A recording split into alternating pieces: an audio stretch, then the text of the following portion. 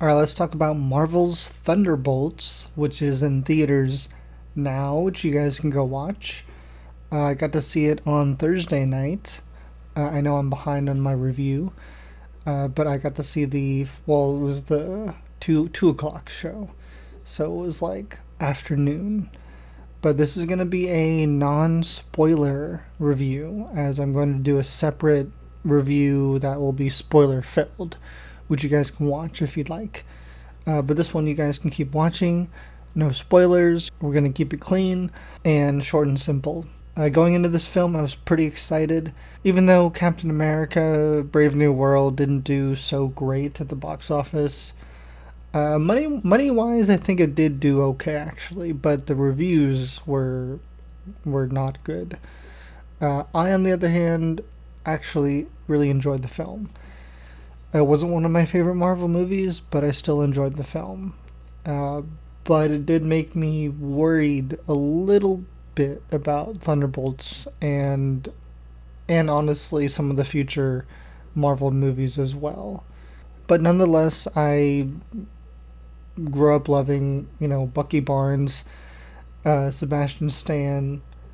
I really loved Falcon and the Winter Soldier, which is why I loved Captain America Brave New World, and why I was excited that Wyatt Russell and Julia Louis-Dreyfus were returning for this movie. And like I said, Bucky Barnes, the Winter Soldier. I really love Black Widow.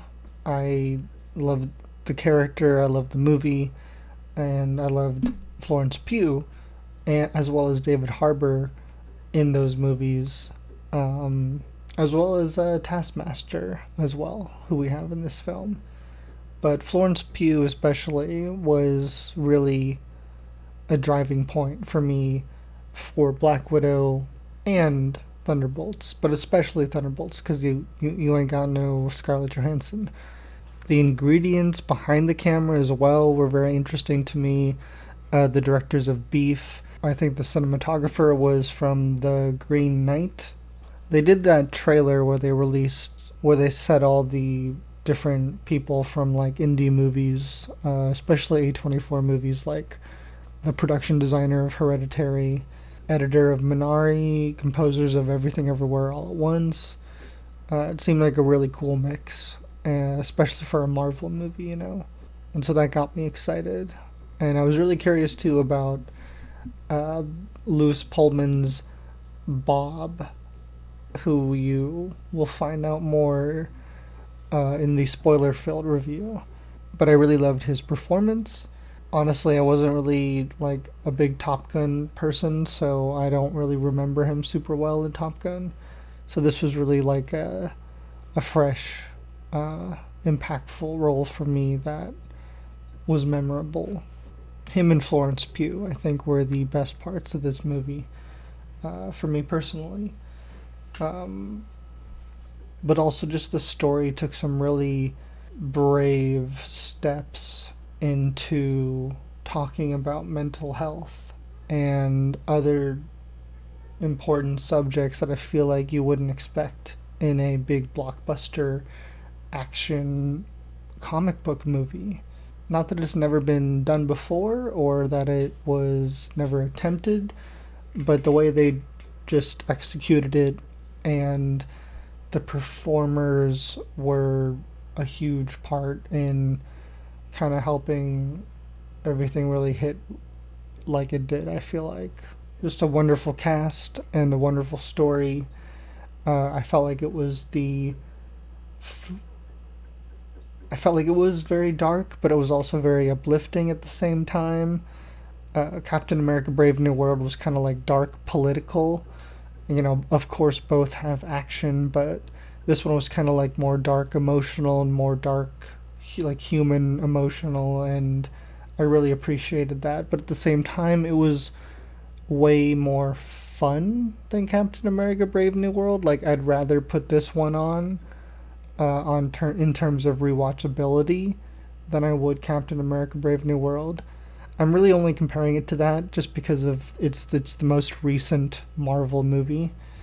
Um, but again, if I wanted to compare it to a more relatable film, I guess like Black Widow, which it does feel like it could be kind of like a small like Black Widow sequel, but at the same time, it definitely felt more like a Guardians kind of team up family type movie, which I really loved. I feel like it was a little more mature than I expected.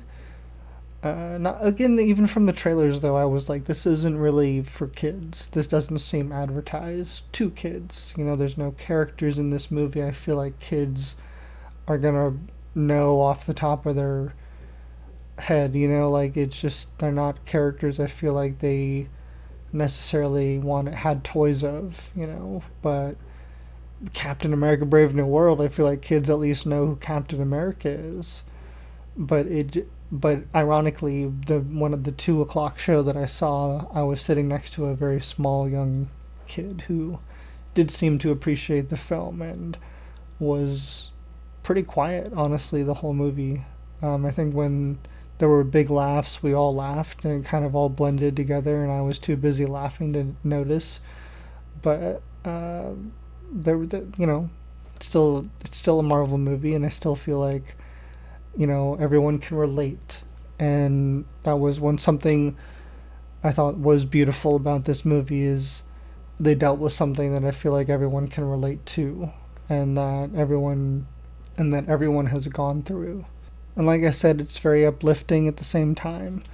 And I think this movie, more than maybe Captain America: Brave New World did, gives us a little more hope into the future for Marvel and gets us curious. It certainly did for me. But nonetheless, I really love this movie. It's definitely competing for the best thing I've seen so far this year in 2025 with Ryan Coogler's Sinners, but I still feel like just because of its originality and it's not really a franchise film yet, I I think I gotta give it to Sinners. Um, so, again, Thunderbolts is up there and is kind of like making me second guess a little bit. But I highly recommend. Um, I feel like even for people who have doubts about Marvel these days, it's still a good film. And if you like the cast, I think that's a good enough reason to go and watch. If you like Florence Pugh, David Harbour, Sebastian Stan, Julia Louise Dreyfus, I feel like it really has a nice diversity. Um,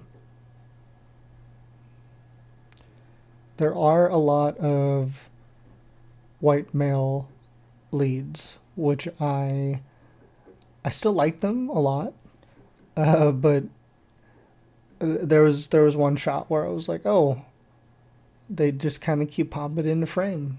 Florence Pugh makes up for a lot of that. I feel like she's like a 10 and 1 kind of situation, but still, I feel like there could have been a little bit more, maybe male diversity in terms of like male leads of color. We do have Olga Kurylenko and Hannah John Kamen, who I do love. I was sad to know that like Ayo Edebiri sadly couldn't be in this movie due to scheduling conflicts, as well as Stephen Yun, who the directors of Beef obviously had worked with Stephen Yun before he was going to play Bob.